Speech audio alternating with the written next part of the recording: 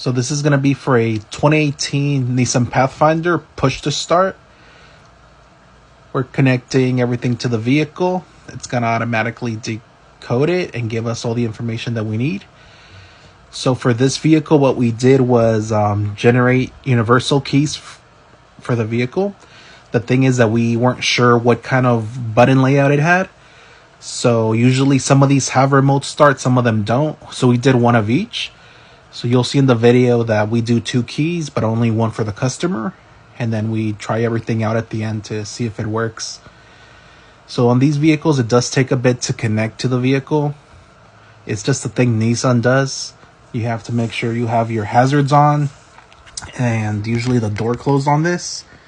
It's a very common thing on Nissans for this to take a while. So once it actually gets into the system, it'll give you access to in order to make keys for the vehicle.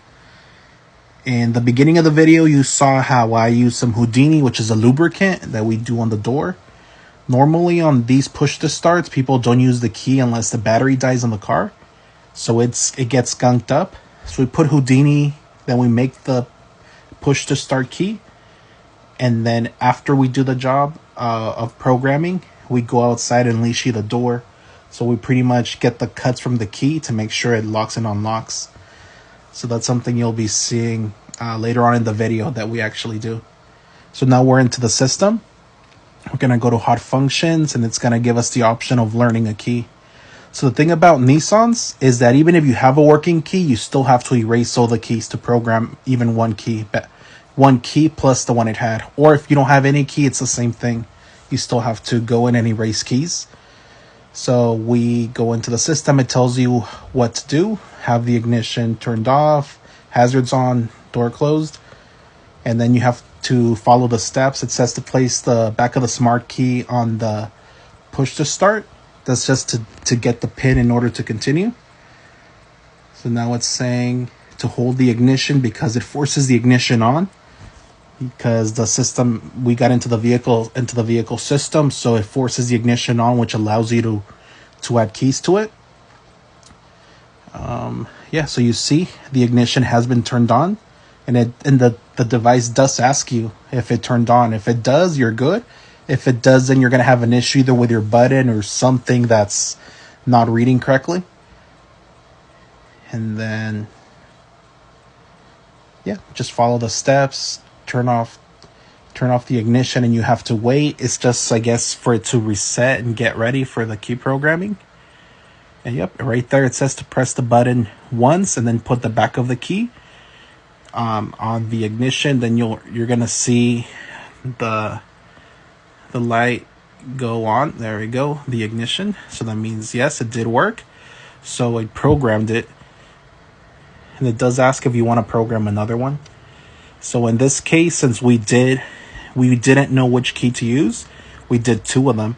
So we are adding a second key to the vehicle. And we're going to follow the same steps again. Turning off the ignition and waiting. And then putting the push to start key on the push to start button. And then it turns on the ignition as well. So then we press yes, that it did work. And then it's successfully programmed the second key.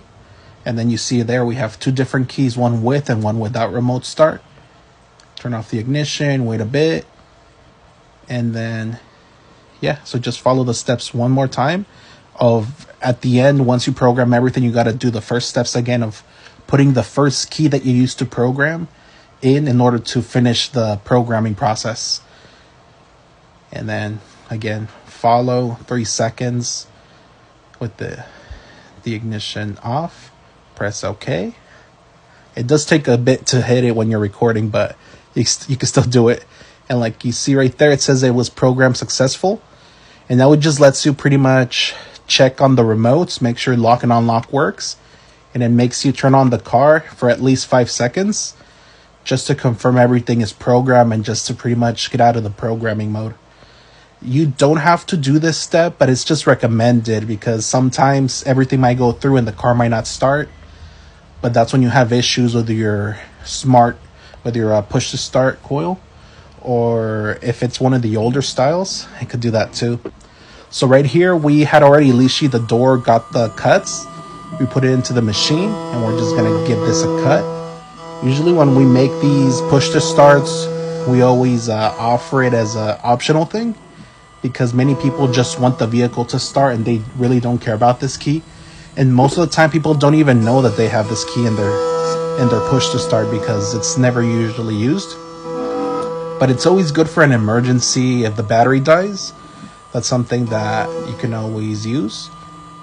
And usually the keys and is the one that holds on to the key ring, so it's always useful for a key ring holder, but actually it doesn't get used as much. So you see here the key has been cut, and we'll show you how it looks or how it opens up the door, and you're gonna see how smooth it is.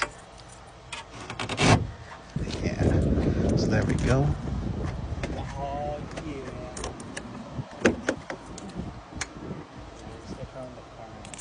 Oh, that's what happened with the model, remember?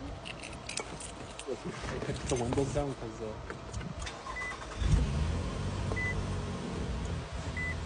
So that's it. We pretty much programmed the key, tested it out, the door lock.